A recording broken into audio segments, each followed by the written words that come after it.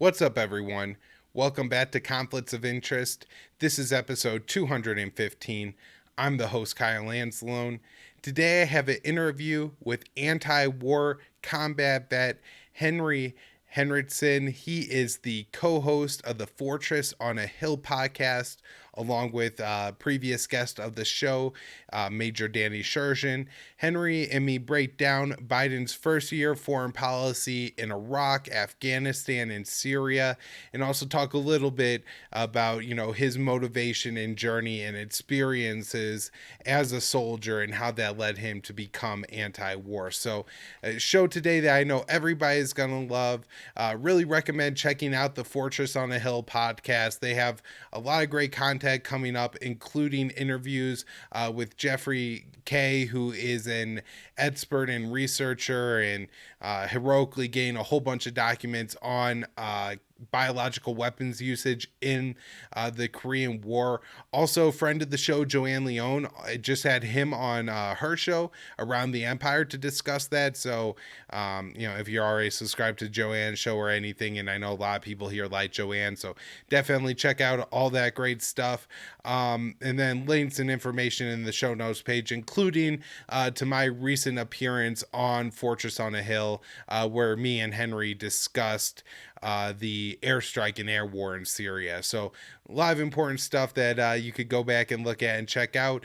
Just remind people to share the show. You find it at the Libertarian Institute, libertarianinstitute.org/Kyle for a full archive of my work.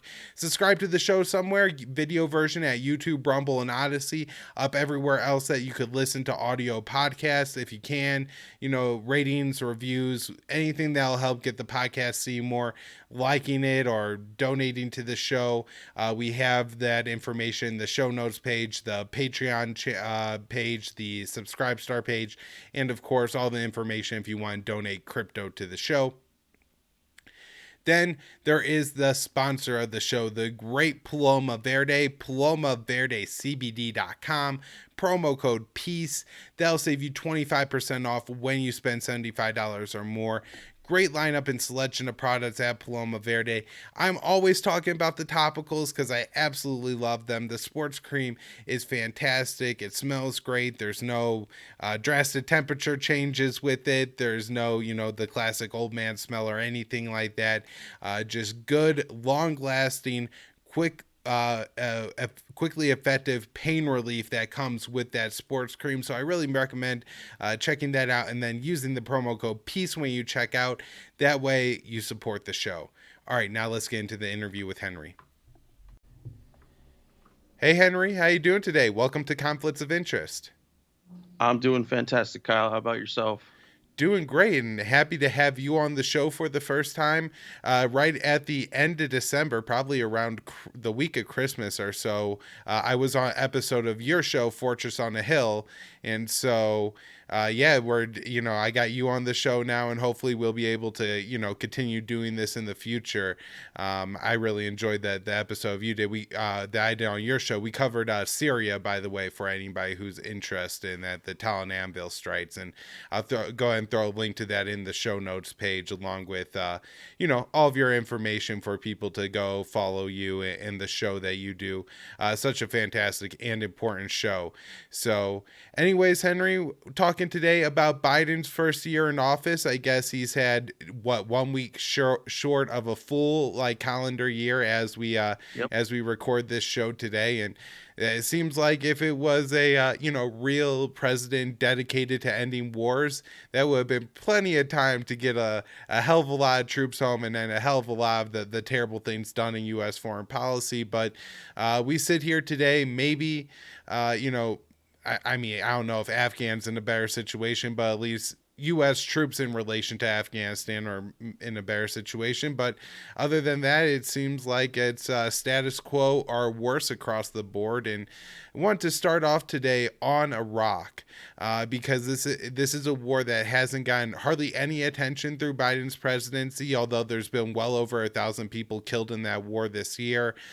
Recently on the show, I mentioned that, it's not just the war between the Iraqi security forces and the Islamic State. There's, conflict between the Iraqi security forces and even Shia protesters, Kurdish forces, and Turkey is waging a pretty brutal war against them in the north. So, there's a lot of conflict going on in Iraq. But if you listen to the mainstream media sometimes, and certainly the Biden administration, there's no other wars going on in the Middle East now that Afghanistan's over. And so, shouldn't that include Iraq? And I don't know about you, Henry, but it sure doesn't feel like to me from the news I read and keep up with that the U.S. war in Iraq is over.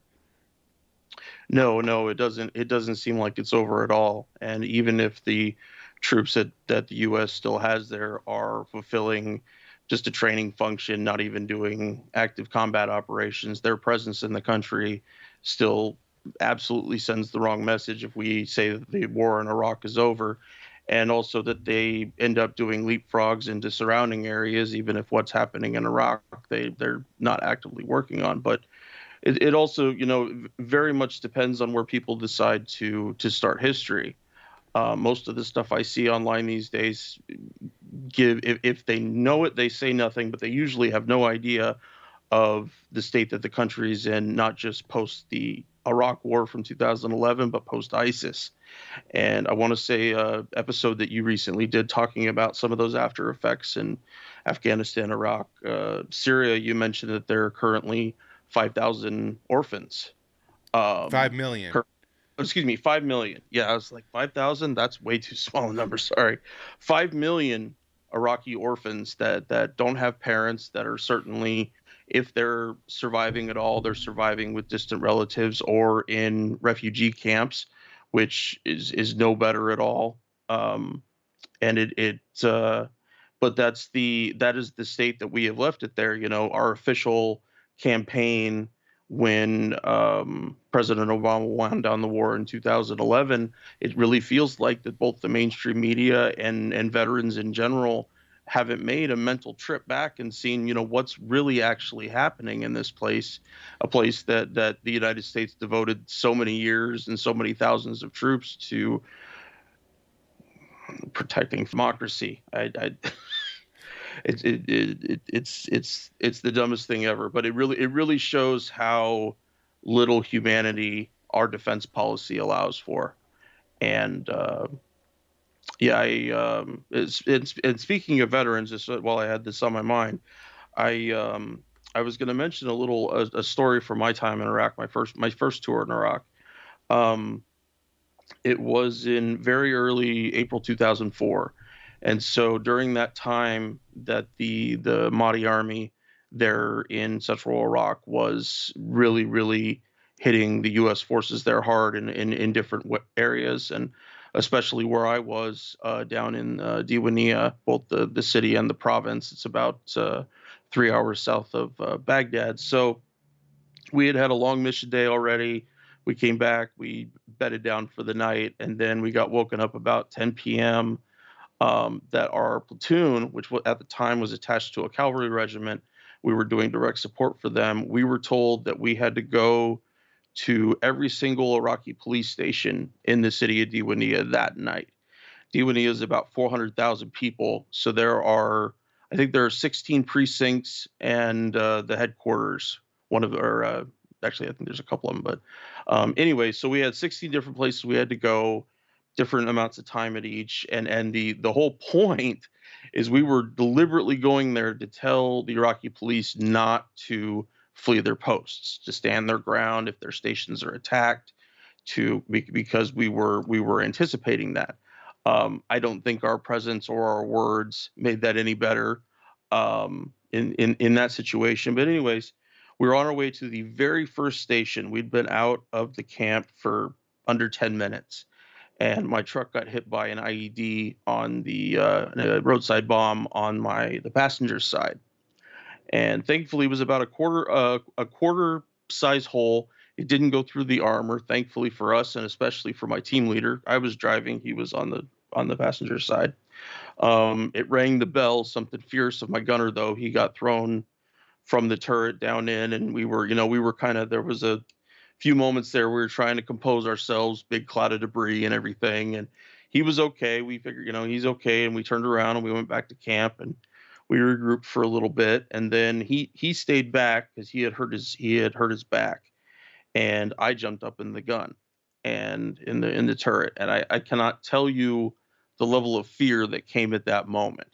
That am I even going to make it through this night where I was at there? And so we Charlie Mike continue mission. We just keep doing what we were doing, and um, I don't know how many hours it was later. We had made it to maybe half the stations in the city by say 3 in the morning or so. And but it just my fear just kept building on itself and building on itself. And then I heard what is the most amazing sound for soldiers, and that's close air support.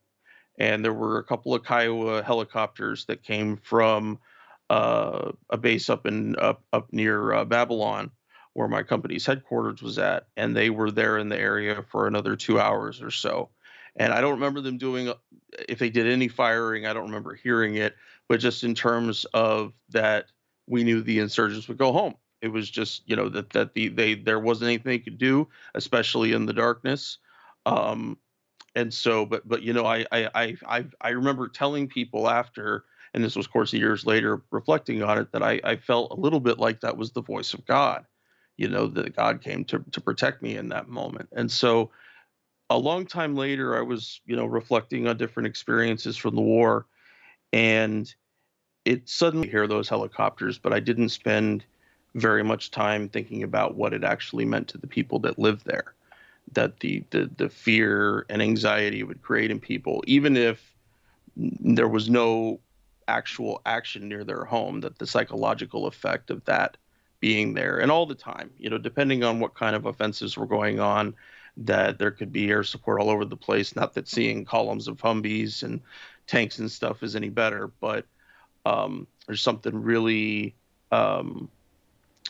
I could understand be really terrifying about close air support in that way. And that brings me to just the idea for veterans about something that I'm calling the hidden hand, is that you'll go, whatever service member, whoever, whatever kind of job they go on a deployment, and they decide for themselves exactly, how they're going to interpret the things that they saw. But there's a whole bunch that they don't see. The military is very compartmentalized, and especially if we're thinking about like drone operations, like the what was happening with Talon Anvil that you and I talked about last time, and people seeing, people fleeing from a building that's being bombed, calling them squirters and stuff.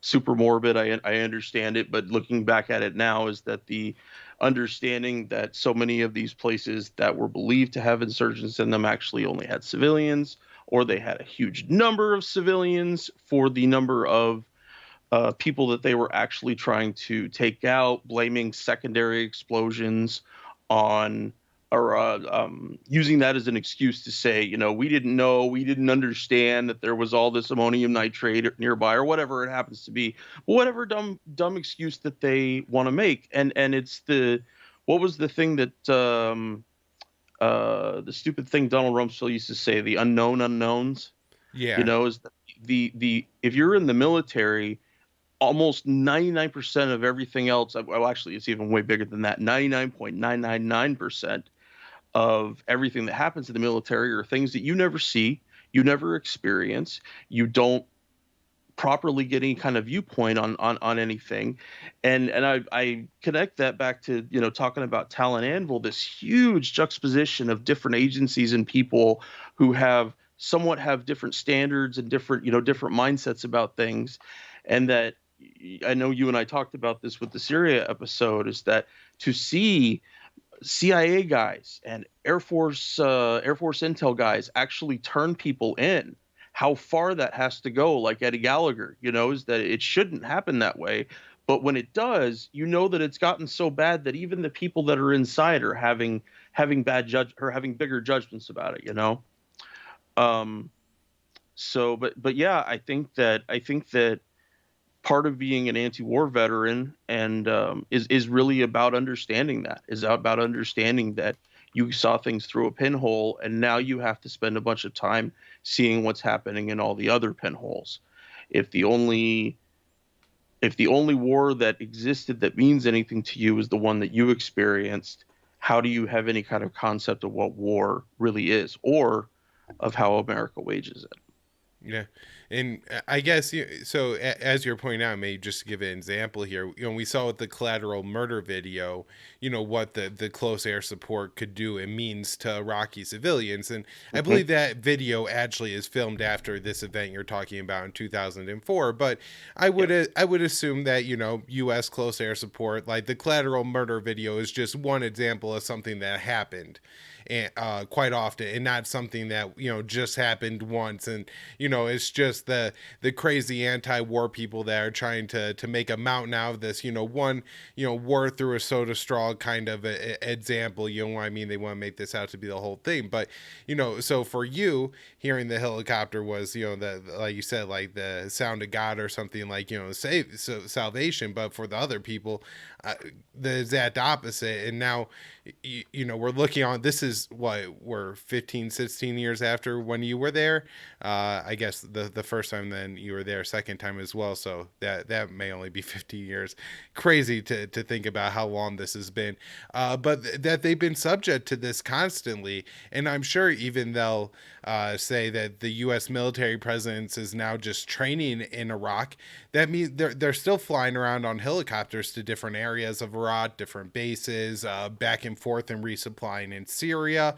All these things going on are still creating the same dynamics. And while they may not be dropping as many weapons in 2021 that they were back in 2004, I'm guessing that the people of Iraq still have like that same fear and trigger response to hearing the U.S. weaponry and all that. And especially for where brought up the 5 million orphan kids who have just grown up through this war without parents, or likely anyone to really give them any real support. The refugee camps in Iraq are an absolute horror show. So what else on Iraq, and anything, I guess, specifically to Biden's policy towards it?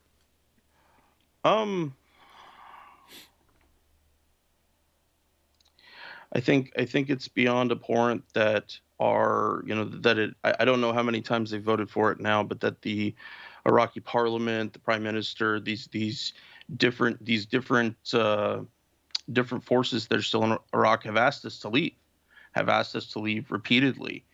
And I know that we're America and we do whatever the hell we want, but you would think at this point, with as much suffering and death has happened there, that we would want to be very deliberate about stepping back from that and letting the Iraqi people rebuild without any military involvement whatsoever. And that's not to mention, of course, that the state of aid to lots of places in the Middle East that we've messed up, but specifically Iraq and definitely Afghanistan, that we don't provide anything close to what these countries need to rebuild. Even if we found it acceptable for that many orphans, even if we found it acceptable for that much death, that we don't care about them living in squalor. We don't care about destroyed infrastructure that doesn't let kids have clean water. Um, and I think that at a certain point it's going to just become so visible, that social media has certainly changed what we're able to see on the other side of the world and understand, those effects. And that um I don't think that the US military is going to be able to hide as much as it once did. I mean, just over, building over in time. But um specifically about Biden and Iraq. So, maybe one thing specifically that I was thinking to ask you about is, this didn't happen in 2021, but as soon as we kick off 2022, there's a series of, I think, four attacks over 4 consecutive days targeting, American forces, our American, structures in Iraq with either drones. A couple are intercepted, a couple end up like hitting target, but nobody's injured in any of them or anything like that. And it's very easy to just be like, well, this is Trump's fault because this is retaliation for the Soleimani assassination. And, the wing of the drone having Soleimani's revenge on it, it does give a lot of, credit to that argument. But at the same time, the troops don't have to be there. and because they're there, they're targets, right? And so I guess, is there like a feeling among the military that, like, especially in these Middle East wars now, that they're almost being kept there? Like, do they really think like that? How, I guess, it's hard for you to say because you're not currently in the military, but I guess you know what I mean. You may have a better understanding of what it means to basically just be there to be targets for the Shia militias, kind of. Yeah, it's certainly a feeling of imposed helplessness, but it's very different than the helplessness of other people there. But I have I had one operation I went on. This was actually pretty close to the story I told earlier. It was a town called Afik, Afak, that was in Diwania province, and we had gone there with some elements of the cavalry battalion that we had there to provide security for a Blackwater team that was protecting a principal. I don't know who the VIP was they were protecting specifically, but and so we drove there. The Cav guys provided a little bit of suppressive fire, but not very much. There weren't very many fighters, and then we escorted them out of the city. So we got out of the city, and we staged, and we're kind of waiting for say, okay, we got everybody, everything's fine. Let's go back to our camp. And the commander of the battalion of they sent us back to take pictures. Apparently, that there had been combat cameramen with our convoy. I don't know if there's in any of the MP's trucks, but they didn't get any good pictures. And so the colonel made us go back into what was at that time still a fire zone. People were still actively firing. And like I mentioned, the fight wasn't very big. The size of our convoy, I'm certain, scared away most everybody anyway, but that really told you about the value that we had as humans, especially to people a little bit, above us. And so I think that that's exactly where my mind would be right now, being continued to be stationed in Iraq. That it's like, well, we're not really doing active combat operations. We might be doing some training, or I'm sure there are MPs there that are trying to support the Iraqi police in some way. I'm sure their numbers are quite small, but no, you fully understand that you were there to catch bullets. We say that all the time, is that's the it I don't think what they want us to do is so far out there, and especially with small numbers, because they'll the military, the coalition there, will have specific size requirements. You have to have this many soldiers and this many trucks to be able to go and do whatever kind of mission. Well, with fewer and fewer soldiers, you aren't going to be able to do that, or you're borrowing guys that you aren't in your unit and you don't know very well. Not that that's usually a problem or anything, but you see what I mean about, in terms of them trying to make their lives have some sense there. And especially like the response to Soleimani's assassination that hit al-Assad, which I lived on al-Assad for a while during my second tour. But the media at first completely ignored how horrifying that would be for the troops there, especially since they didn't get to fight back or anything. And then, of course, all these guys end up with traumatic brain injuries. No brainer to me, but how would they not think about that? But again, they don't care that troops are bullet catchers in that way. They don't care about those kind of things. Yes, they'll say they're sad. Yes, they'll come to the funeral, and they'll hug all the NCOs and soldiers mourning for this person that's now gone. But in a real sense, do they really care about that loss of life? No. And I think that really leads into how they were able to so easily excuse the deaths of people who actually live there. Right. And if you remember, they didn't care until they were going to use it to say, well, Americans were injured, because Trump was denying that anyone was injured. Because, for Trump, you Yeah. got to see some bumps or bruises at least. I don't think he really probably understands like the PTSD thing well enough, or the TBI thing, to understand that, injuries could be unseen, and even physical ones like TBI or something like that. But, um, you know, Yeah, so yeah, that was for me just unbelievable that like the only time they care about the injuries is to like use it as political weight against Trump or as a reason for more intervention, more aggression against Iran, right? That's the one time that those they really care about the injuries is when they could be like, "Oh, the Iranians did it" and things like that. They love to hate on the Ayatollah. But let's move on. Let's talk about Afghanistan, where even in the anti-war community, and I say it too, like U.S. troops are in Afghanistan. That's better than I thought we'd be doing under Joe Biden, to be quite honest. Although I did think we would be back in the Iran deal, so I don't know where that trade-off actually goes. But Right. at the same time, people say that Biden got troops out of Afghanistan like that was some great accomplishment that Biden did, but also that he did the right thing in Afghanistan. And I think those are two like really important things to like kind of focus in on there, which is that yeah, he gets some credit for getting us out because who knows if Trump would have even had the actual like fortitude and political understanding and bureaucratic ability to get it done. But at the same time, it's been pretty ugly. So, what are your thoughts on this? Well, I definitely applaud the president for making the choice to go. I really do. I think it was certainly the right choice after this many years. I mean, it could have been made earlier, but still, it was definitely a risk for him with the way that the wars have been used politically by both parties.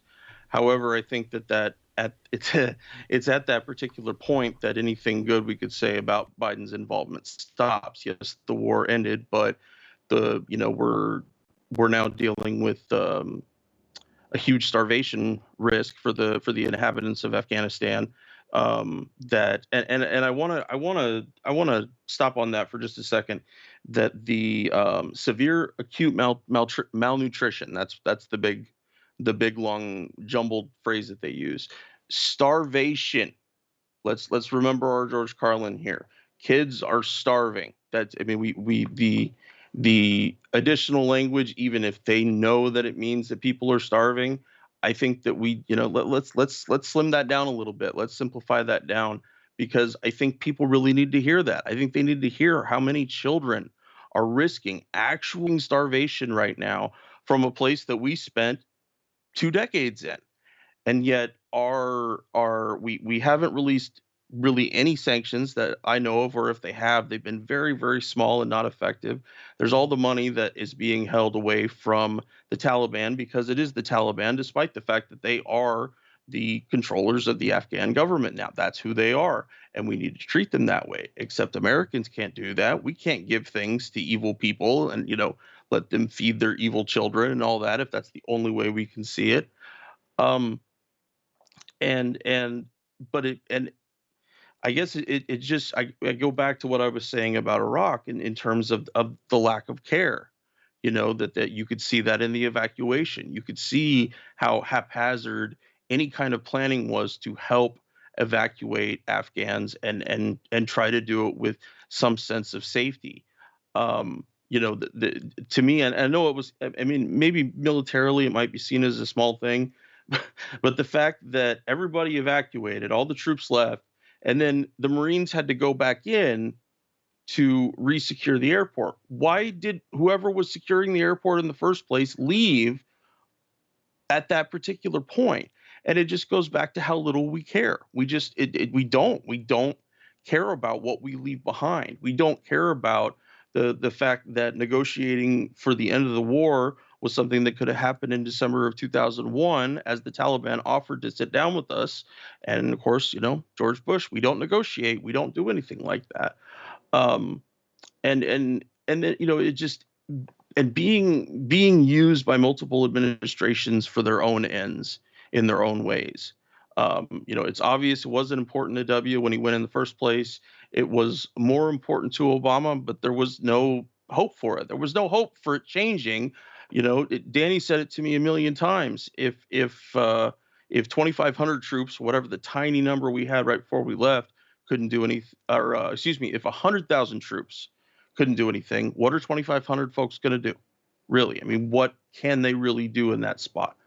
Um, and now you're going to have, and we're not going to see this as much in terms of the things that we could read about foreign policy, but that the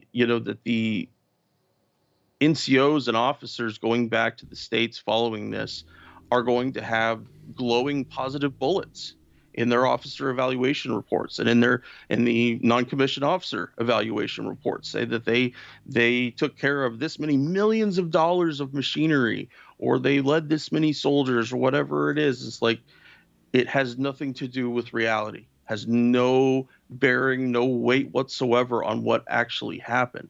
And then you also have and this is one that I'm still trying to get locked in my brain, but it makes perfect sense. Is the we left behind these huge contingent of proxy forces that are now able to do someone's bidding. Whose bidding? Well, it wasn't really our bidding to begin with in the first place, but now they get to choose the weapons and ammo and equipment and all those things. And I remember there was that video about all those. It was an ISIS convoy, and a whole bunch of Humvees had gotten taken from some of the bases as the drawdown was happening. And I remember seeing that. I was like, that's really disappointing to see. I lived in a Humvee for 27 months. That was what we did, and it took care of it and everything. And so to see how easily we were willing to just give it all back and give it away, and not even look in that direction anymore, um, I think it speaks volumes about um, the brazenness and the lack of sanctity of life that we put into almost all of our military operations. Oh, and releasing ISIS members that. I really want to know who the in charge of the pullout. It was so messed up. I don't. Yeah, I'll stop now so you could jump in, man. But yeah, it's just breathtaking. Yeah, so there's a couple things there, and the first one that is probably the most important, actually, and even though it doesn't maybe seem that way, is everybody getting the accommodations and everything like that, and their files, and how the Biden administration has billed this entire drawdown as some kind of, great success, the most successful withdrawal ever, and all this kind of stuff. It's been absolutely untrue. They lost a baby that they just finally found. Like, somebody, passed their baby to the U.S. military in mid-August, and they just found out that, some guy, he says it was just sitting around, this baby, and so he scooped it up and took it home because he figured nobody was going to take care of it. And maybe this actually, I don't know if that part of the story is true, but the fact that the family wasn't able to get a hold of the baby, and apparently the Taliban even had to play a role in tracking it back down, is just goes to show that this thing wasn't the great success that they claim. ISIS members being released from jail, as you talk about, including, as I mentioned, the guy who actually ends up carrying out the suicide bombing at the Abbey Gate was apparently an ISIS member, and he was released from jail, but it's not even clear that he has any real connections with Afghanistan. He got brought to Afghanistan by the CIA after he was going to carry out a terrorist attack in India. And so, there could be people who are right now wreaking havoc in Afghanistan who really shouldn't even be there. But if it wasn't for the U.S.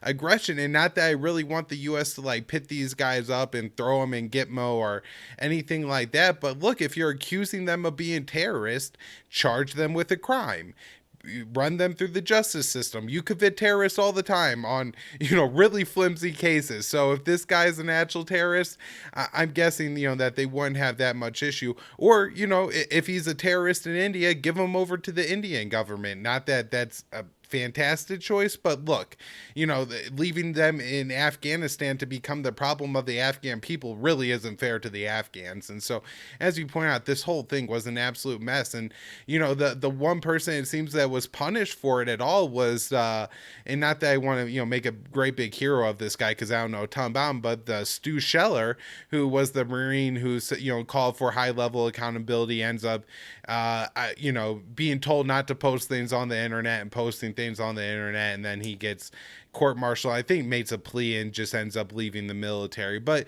the fact that the commanders in charge, that particularly Kenneth McKenzie, who's the head of CENTCOM, who's in charge of this, and the buck has to stop somewhere. And you would think maybe with him, maybe with Mark Milley, and nobody even remotely questions that this is going to impact the legacy of either of them. And again, they build it as a complete success. And one last thing I want to point out on the drawdown, maybe the most important article written on it was by Ramsey Barut, and it was a couple months later. But Ramsey took the time to point out that, look, what they did is they took the people in Afghanistan who were afraid of the Taliban because they wanted to create the kind of community in America of people who left Afghanistan freeing the Taliban to, create like a Cuban like, diaspora community, right? And he, says that, look, Afghans have been dying in the Mediterranean Sea in the tens of thousands, have been getting killed in Syria, Iraq, all over the world, trying to get the hell away from the American war for the past 20 years, and nobody gave a damn about any of those refugees, or even the ones that there's refugees all over the Middle East from Afghanistan stuck in these camps. Nobody cares about them because they left fleeing America's war. But now the ones that leave fleeing the Taliban, those get welcomed with open arms. I'm not necessarily saying that we shouldn't have taken people who were fleeing the Taliban or anything like that, but this isn't a humanitarian operation. I really think it's more about creating like a population in the United States that's favorable to an interventionist foreign policy. And, not that I don't think they should be here, but I just, from a strategic policymaker's perspective, I think that's kind of what they end up doing with this. So that was just a couple thoughts I had on the withdrawal and drawdown. The whole ISIS-K issue in Afghanistan is really interesting and crazy at this point. The members of the Pakistani Taliban just got assassinated in the Nangarhar province after being released from one of these prisons. So there's a ton of stuff around this going on, but there's one more thing I was going to ask you. Oh, so, what would you recommend doing, with like sanctions and aid and stuff like that? Because, when I talk to people and I tell them that, people in Afghanistan are starving, they go, oh, that's so horrible. And I say, well, what we really need to do is unfreeze the accounts and lift the sanctions. And then they say, but the Taliban, like, that's just, some kind of like terrible thing that, like, in no way can you do anything that remotely helps the Taliban, or you're the most evil person. I think it's instructive to look at the example of Vietnam. That when Vietnam ended, we did evacuate a lot of Vietnamese that were connected to the U.S. military, had worked with the U.S. military, but that even today, we withdrew in 73. Um, um, that it's been 25, 30, I'm 35 years or so since the war ended, and I know that we've done a few things to try to help Vietnam's economy, but I know we still have them under sanctions. And that's the thing, is that I mean, whatever rebuilding has happened there for those people, they've done on their own. I don't know that we've done really anything to help them there, and I don't think that's going to change. I don't think that there's going to come a time under really any U.S. administration that someone is going to be willing to look back hindsight with clear eyes and say, we really need to do this, that we really need to try to show a little modicum of devotion to the people who we said we were trying to free. I know that that's a lie, and I still think we have a lot to make up for them for, but I'd love to close out this issue mentioning one thing about the Afghanistan papers, and that is that I listened to Matt Ho mention that only like 4 out of the 40 identifiable people that weren't redacted from those papers would actually confirm their statements. Everyone else wouldn't do it. They refused entirely. And that really tells you about how much the empire allows people to hide, and how people know that by towing that line that they end up protecting their career. The other part of that is the huge disconnect between what was said to somebody like Matt Ho in private and what was said to him in public about the war in Afghanistan, about the, what kind of efforts we were putting into, what the long-term strategy was. Um, and so we essentially now we have a nation of political cowards when it comes to the military. I don't have any love for what the military is used for these days, but at least those guys wear their hearts on their sleeve when it comes to going into combat, and that there are certain things they don't get to control that end up affecting them for their whole life, even if they come home and sing the empire's praises until they're done. Um, but I think where the biggest change needs to be, and also is that even with all the horrible things we've talked about with Afghanistan, that the choice of Joe Biden deciding to say yes, we're going to do this, we're going to leave, it means something.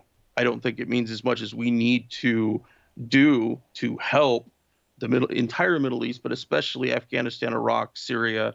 Um, but that I could admit that there was a scotch of bravery in that choice for him, and I'm glad that he made it. But I don't have any hope that Afghanistan is going to be able to become a better place where their own people can thrive. I hope that, I really do, but yeah, I don't see America being any part of anything like that. Yeah.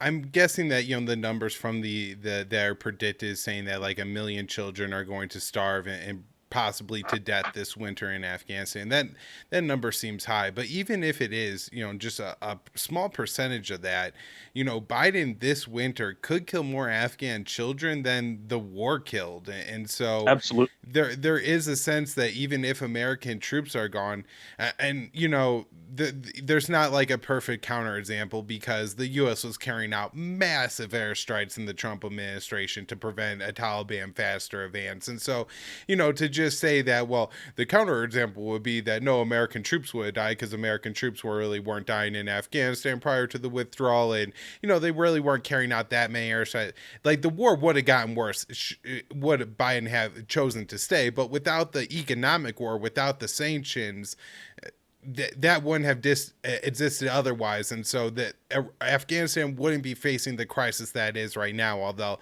maybe this crisis was going to come no matter what, because any American president who withdrew from Afghanistan would have so much egg on their face from withdrawing they have to starve innocent children to death to save face politically, or at least that's what they believe in the United States. Although I really don't think that as much as the Republicans might sit up there and Lindsey Graham would spend the next 10 months going, this is a man that gave aid to the Taliban that killed 2,400 American soldiers. And like the American people are tired of it. And if Biden goes up there and goes, look, I was faced with a really tough situation and, we chose to get food to children, even if that meant some aid going to the Taliban. We don't think the Taliban have any reason to actually target the United States of America. They may be a problem for other countries in the region. Sorry, China. And then just leave it at that and move on, right? And that I think would be enough for the Americans to go, yeah, really what I'm concerned about is like, economic issues, inflation, pandemic, or anything like that, right? Their top concern I don't ever think was going to be Afghanistan. So if Biden just did something that would require a little bit of political courage and that would, have to have him listen to Lindsey Graham smear him for a little bit, it would save a lot of lives of Afghan children. It's just so unfortunate that's going to happen. Last thing I want to just mention was that we start off talking about how nobody ever gets everybody gets good records and everything like that. Even like Stanley McChrystal, who's the one general who actually I think is the only one who got fired through the 20-year failure of a war. Probably like what the highest ranking American other than Petraeus giving notes to his mistress to like get any sort of like punishment for anything that's happened in the past 20 years. He's making millions of dollars right now advising state and local governments on COVID issues. And so there's just no punishment for these people, no matter how badly they mess up. And that's one of the most infuriating things about it. I really wish, like, we had a president right now that was not only ending this war, but like just firing and in almost a Trump-like level humiliating the men who lost these wars and who just continued it for the past 20 years. But unfortunately that's not happening, and we just have to be happy that at least American troops aren't there. And as bad as it is, it was probably going to be bad no matter what. Well, you really see the hubris and the doublespeak when you remember that both McChrystal and Petraeus, neither of them were fired for something they did on the job, either as generals or as high-ranking members of the government. When Petraeus was CIA director, it was entirely because they embarrassed their commander in chief. Mm-hmm. Petraeus was connected to criminal things, so that situation was definitely a little different. But that and to look at even ordinary history comparisons. Ike fired tons of generals during World War II, all over the place. But one of the things that happened with that is that even when generals would get fired, they would kind of go back into rotation. It was kind of, well, you're a general, but you're not the general for this battle. Maybe you will be for the other one. And there were some that just couldn't adapt. They needed generals who were adaptable and could change on the fly and come up with new ways of thinking, new strategies and stuff. Um, but then, yeah, you come here and we have fired no one, no one. I mean, that's something that Danny's mentioned a lot, is that um, generally speaking, if you're dealing with criminal matters, it never goes in terms of Afghanistan, Iraq, stuff like that. It never usually goes higher than a captain. A captain is usually the highest ranked person that will ever be gotten after for something, and that they won't go after him. And it goes back to what I mentioned earlier about an entire lack of courage and bravery to the courage of your convictions. And they're happy to murder people in the name of America as long as they get their bullet points. And they just it's become it's just become a cult unto itself. Yeah.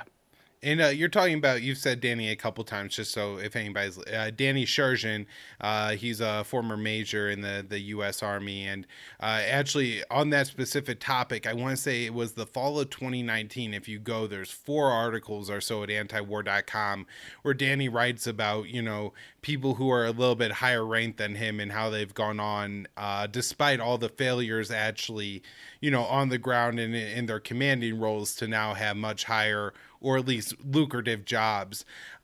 Before we wrap up here, Henry, let's talk Syria for a minute, which doesn't get a whole lot of attention. There's not a ton to talk about in relation to the Biden administration. He's just kind of said that we're staying, and we stayed.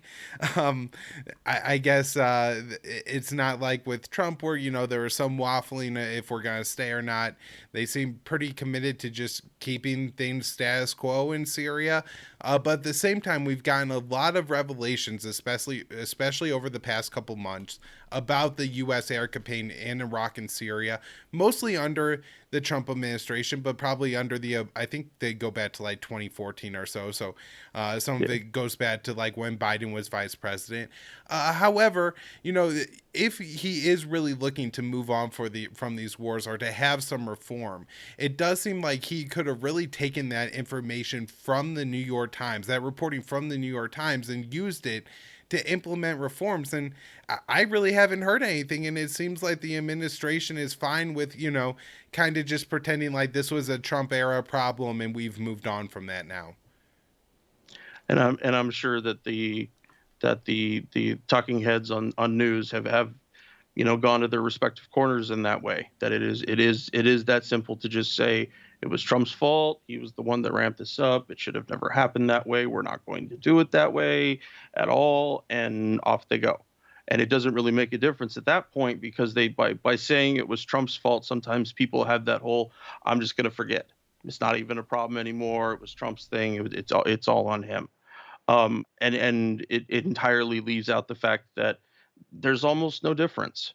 Do you like your empire coarse, or do you like it fine, that it's polite, polite hegemony? That's the kind of thing that the Dems want to see. And given the immense secrecy over the drone program during the Obama administration, it does make sense that they just want to, okay, it's out there, we can't, and not add anything to it, because anything could possibly might leave out a strand that would bring them back into feeling like they're actually responsible. And I think that they do that for long enough that they don't realize that anymore. They retreat to their respective corners, and uh, I lost my thought. But go ahead. Well, yeah. Anyways, just to mention, on the show, I'm a big believer in like the personalis policy, right? That no matter who the president is, if you're not putting the right people in the right positions, and so it's on the president, right? Like if you It hire, is. Donald Rumsfeld and Dick Cheney, and they go out and commit a bunch of war crimes that you may or may not know about, it's on you for hiring them and putting them in, those evil people in those positions. Same thing, Donald Trump with Mike Pompeo and Gina Haspel and all these ridiculously evil people. But we look at the Biden administration, and it's not like he came in and removed the head of CENTCOM, General Kenneth McKenzie, who so much of this was happening under. Right, he kept Nope. him in charge, and as far as I could tell, there's been like even no real reform within CENTCOM or any kind of changing of where different levels decisions are made. I think McKenzie is retiring soon, and so it just as a normal course, they're gonna have a new head of CENTCOM. They do what every 4 or 5 years, probably maybe three. I forget what the rotation is, but anyways, he's gonna retire, and they're gonna bring somebody new in, but they're not kicking him out because he was killing a bunch of innocent civilians, and not when people within his organization were raising the flag that there were war crimes going on and innocent civilians being killed, that his organization just allowed that to continue and cover it up. There's none of that. It's just I'm sure he'll get all the ceremonies and probably a high enough ranking general to have Biden say some really nice things about him as he retires, and then I don't know where he's gonna end up, but if I had to put money, I don't know. Raytheon's hiring, but the tech companies really love the military generals right now. They're scooping them up and hiring them up. So maybe he'll end up in Silicon Valley. So, anything on that? Um, the disparity we were talking about earlier in terms of the of what happens with troops on the ground is very, very similar to the disparity that comes for guys that were my rank or lower ranks when they ended up getting out. Somebody like General McKenzie will end up, like I said, he'll be a board member for General Dynamics, or he'll start his own new think tank that just sells war in a slightly different PR type way. But that, the vast majority of people, the boots on the ground people like me who came home, and that there aren't opportunities for guys like me in that way. It's involved for people that are up there, majors, lieutenant colonels, and above. And it really tells you about the value of being able to sell away the lives of your soldiers, and then a little further down the rung, the lives of the people that actually live in the places where your soldiers end up going. Um, I've said for a long time that if you can't get people to care about, high suicide rates for U.S. troops, or high wounding rates, or TBIs, or anything, you're going to have even far less luck getting them to to care about those type of injuries for the indigenous people wherever the military was. And so I tell people the first place your empathy should start is with U.S. troops. Not that that's a requirement, but that you have to understand that that's a component of it. There are times that you have some anti-war folks, and a very few. I'm not trying to pick on anybody here, but that the military connection is really hard for them to deal with veterans who did these things. And even if there's someone who's apologetic and looking back in hindsight and trying to push across a better narrative, a much more peaceful narrative, that it's still not enough. Yeah. Well, so anyway, I wanted to ask you, and this is maybe a good jumping off point before we wrap up, a little bit just about your show and how, you know, or how and why you came to, speak out, because I'm just guessing that you're probably not in this for the money. This is probably more of a you know personal, driving you to do this for whatever reason. And so, how'd you come to, be doing a show called Fortress on a Hill, and just anything you got on your co-host, and why you're spending your time doing this, whether rather than playing video games or having some beers with buddies or whatever. Oh, I still play a lot of video games. I'll tell you that.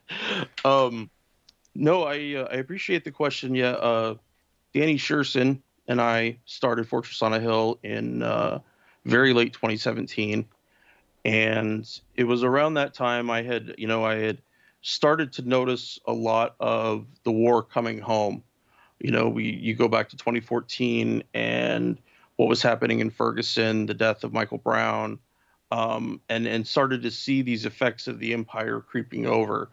And then at one point, I started to look back much more than I ever had, because I even told this to another veteran the other day, that I know that for 3 or 4 years after I got out, I really didn't deal with the military at all. Not mentally, not anything. I wanted this very firm separation from that. But that when it came back, when that time did come back on me, and I started to think about different things, um, that I can't attach anything good to anything that I participated in there. I can't say to people that the deaths of comrades, or the immense cost of simply being there, was worth it at all. And so I had an idea for a while. I want to start a podcast, and then I found this weird dude named Danny Sherson, and I started reading, and I don't know how the man writes as much as he does, but it's just amazing and clear. And I was like, this is good shit. This is where I want to be. And so I emailed him, and we started talking, and we started a podcast. And Kagan Miller is our third, or other co-host. He's a former Navy intel analyst, and so we do our very best to take that veteran's perspective and try to push it back on the empire. We try to ask all of those questions, and really let people know what the true cost has been. Certainly not just for us, but for people around the world. And I love doing it. It's one of my favorite things in the world to do.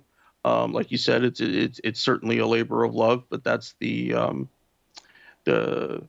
cost, and I have no issue with that. I'm good, and I told this to Danny. We had been doing it. We are like 3 or 4 episodes in. I was like, dude, I'm gonna do this till I'm old and gray. I hope you know that. And he's like, yeah, cool. It was that important. And also is that, I still consider myself to be at the early stages of learning about being anti-war. I'm still really new to it, and so I've been trying to allow myself to have space in that way, but that it takes time. There's so many subjects and so many different areas, and I want to give everything its due. So, just on stuff coming up on the podcast soon. Recently we had an interview with Dr. Jeffrey Kay, who he works on classified records for the Korean War, on biological warfare. The man he's just such a fountain of knowledge, and I've really enjoyed our talks with him. I'm going to be recording a new episode with him tomorrow, where we're going to talk about the censorship of mail that took place during the Korean War, that saw almost anything that could have been branded communist, socialist, anything, that people just never got their mail. And eventually it came out, a Supreme Court case in 65 cleared it out that it was unconstitutional, but it's breathtaking. It's really breathtaking sometimes what our government is willing to do, and just hide it behind the classification screen and call it a day.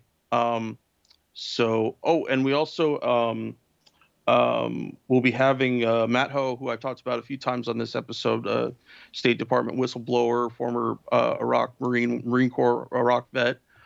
He's going to be on the show again. We're going to be doing our episode 0 series with him, which is where we talk basically kind of what I'm sharing right now. We talk about our earliest experiences, both in the military and with becoming anti-war, and what really drove us there. And so I hope that you'll check us out, Fortress on a Hill. We're on pretty much all the standard podcast platforms. We're on YouTube.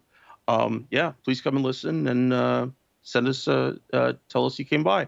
Yeah, and listeners of this show will know Danny. I've probably interviewed him 4 or 5 times now, and you talk about being new to anti-war. There's nobody better than Danny because you just I go, Dad, do you want to do an interview on Mali? And he's like, yeah, let's do it. Like he knows all about Yep. it.